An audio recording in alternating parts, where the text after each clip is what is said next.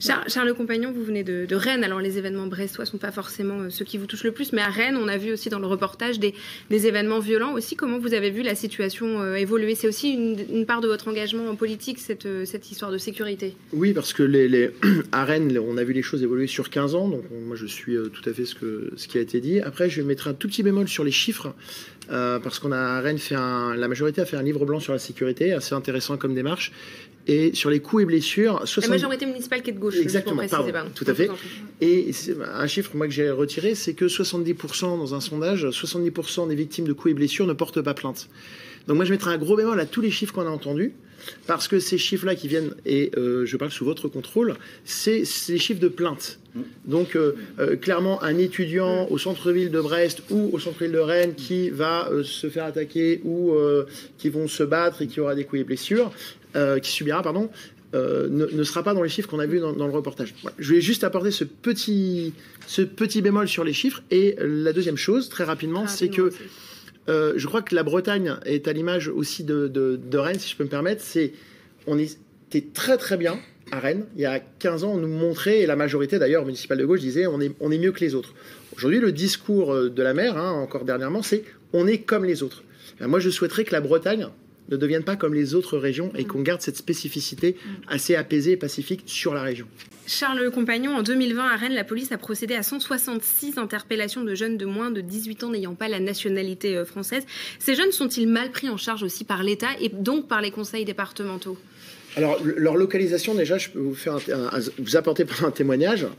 Les mineurs non accompagnés, moi, j'ai pas du tout le même écho entre ceux que on voit à Rennes et ceux qui sont en zone rurale.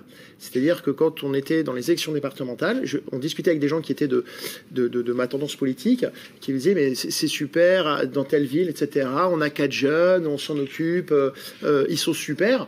Bon, je vais pas avoir la langue le bois, ceux que moi je côtoie, Place Soche, Place Saint-Michel, etc. On sait où ils sont. C'est une catastrophe.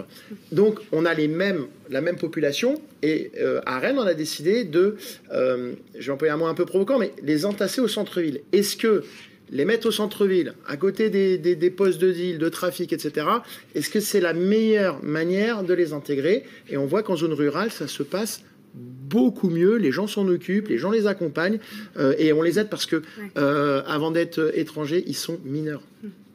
Alors Charles Compagnon, d'ici 2023, il y aura 29 nouvelles caméras à Rennes qui vont être déployées, en plus des 54 déjà existantes dans l'espace public.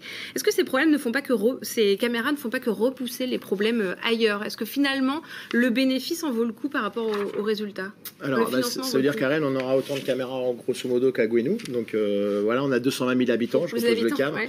Je sais que le champion de Bretagne, Evan. Oui, mais la vidéosurveillance en tant que telle, si on parle d'installer des caméras, c'est pas une solution.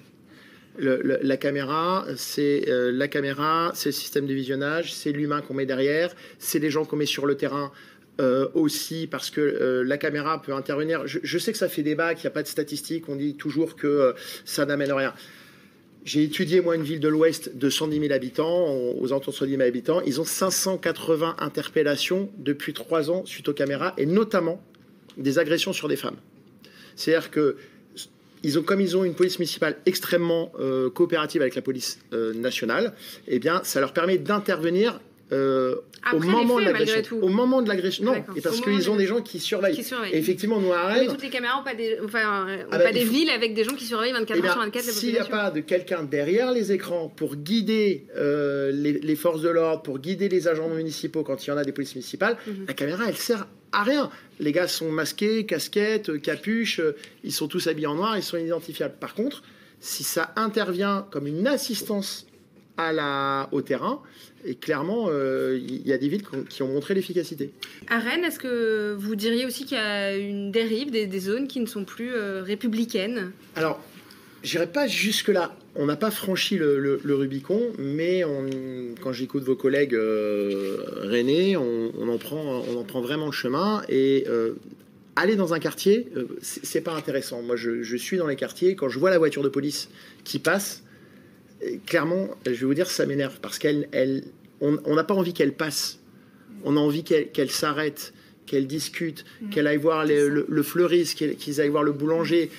La vraie police de proximité, c'est pour ça que moi je défends une police municipale, parce que si on fait de l'enquête, si on fait ce que vous faites, monsieur, on ne peut pas faire ça. Donc c'est le relais que peut prendre la police municipale, qui est une vraie police de proximité, de médiation, et qui peut désamorcer des situations, mais pas en passant en voiture à 4 et en disant on est passé dans tel quartier, mais plutôt en s'arrêtant, en prenant le temps, en sectorisant aussi des quartiers par rapport à des policiers. Alors moi, je l'ai vécu à Rennes, parce que j'avais un restaurant et on voyait très bien les policiers municipaux qui arrivaient dans le centre-ville et qui prenaient leurs informations, qui prenaient la température, qui allaient voir les commerçants, qui venaient me voir, qui me demandaient voilà, comment ça va en ce moment, et on pouvait leur parler, et eux remonter. Tout dépend aussi de ce que fait le maire, parce qu'il y a une convention avec la police nationale et ça leur permet d'avoir un relais vraiment de terrain, et en plus qui est municipal, donc qui est vraiment ultra local. C'est des sigles finalement, police municipale, brigade de tranquillité urbaine. Ce qu'il faut, c'est des gens qui aillent au dialogue sans forcément être dans la répression. Et puis des missions aussi, parce que ça permet de soulager aussi la police nationale pour du travail d'enquête, pour du travail de profondeur, comme je disais, les grosses quantités, les stupes. La police municipale fait pas un travail de stupe, elle va plutôt faire un travail de proximité. Charles Compagnon, à Rennes, vous demandez l'armement de la police municipale. Qu'est-ce que ça apporte de plus de mettre des armes dans la rue, en circulation? Alors déjà, ils sont confrontés aux armes, parce qu'il y a 2 policiers municipaux qui sont intervenus sur des personnes qui étaient armées. Voilà, donc c'est réel. Et moi, si on les arme pas, il n'y a aucun souci. Mais on leur enlève le gilet pare-balles. Parce que ça n'a aucun sens. Ah oui, aujourd'hui, ils ont un gilet pare-balles. Ils ont un gilet pare-balles. Donc, ils ont un gilet pare-balles. Donc, ça veut dire qu'on pense quand même anti-lacération, anti-coup de couteau et anti-balle. Donc, on leur met un gilet pare-balles pour les faire intervenir en disant ils doivent aller partout, y compris dans les quartiers. Et en même temps, on leur donne un tonfa ou une gazeuse. Et un PIE... Un pistolet à impulsion électrique. Voilà, pistolet à impulsion électrique, qui est une arme de catégorie 4 ou de catégorie 5. Donc, de toute façon, techniquement, ils sont armés aujourd'hui. Ceux qui ont un PIE, c'est considéré comme une arme. Ce qu'il faut que les gens comprennent bien, les gens qui nous regardent, la drogue, et je parle encore une fois sous votre contrôle, c'est un business. Il faut le voir vraiment comme une entreprise, avec des clients, des fournisseurs. C'est 12 à 15 millions de chiffre d'affaires dans le quartier de Carcado à Vannes, en estimation. C'est un business. Et ce sont des businessmen, ce sont des experts. Ces jeunes de 12 ans, même les chauffeurs de 8 ans, moi j'ai pu croiser, j'étais sur le nouveau point de deal du cimetière de l'Est, je les ai rencontrés, j'ai discuté avec eux, avec d'autres. Et c'est incroyable, ils ont un talent. Ils ont un talent, ce sont des businessmen. Et donc, c'est un business. Si on leur enlève ce business-là, ils ont déjà anticipé la légalisation. Il ne faut pas prévoir un volet justement à côté. Ils sont sur la cocaïne, ils sont sur l'héroïne, ils sont sur l'extra. Et ils sont sur le trafic de cigarettes. La cigarette, elle est légale aujourd'hui. Bon, on a du trafic de cigarettes et on a de la violence sur le trafic de cigarettes. Donc, on voit bien que la légalisation pour dire on va légaliser, comme ça on n'aura plus de violence, ça ne réglera pas, parce que ce business va continuer. Il faut que les gars ils fassent leurs affaires. Donc, je pense que c'est une mauvaise idée, et j'inviterai les parlementaires à venir dans les restaurants, voir les jeunes qui fument du cannabis tout le temps pour se détendre et puis pour tenir le coup, et ils verront les dégâts que ça fait. Alors, il n'y a pas que les parlementaires, on s'aperçoit aussi qu'il y a des politiques de premier plan qui, eux, s'orientent favorablement vers la légalisation. C'est une position qui est défendue par les jeunes avec Macron. On voit que hors Bretagne, Arnaud Robinet, maire LR de Reims, est sur cette ligne, et également Édouard Philippe, en tout cas son parti Horizon, défend aussi cette position. Vous leur dites quoi? J'ai provoqué, et tant pis. Votre famille politique. Hein. Mais je dirais que c'est une position de feignant. C'est-à-dire qu'ils pensent que parce qu'ils vont légaliser, c'est comme si je disais je vais légaliser le vol parce que j'arrive pas à arrêter tous les voleurs. Et voilà, donc ça fait du mal. Les neurologues tirent la sonnette d'alarme. Moi, je suis pas médecin, j'écoute les neurologues. Ils tirent la sonnette d'alarme. Donc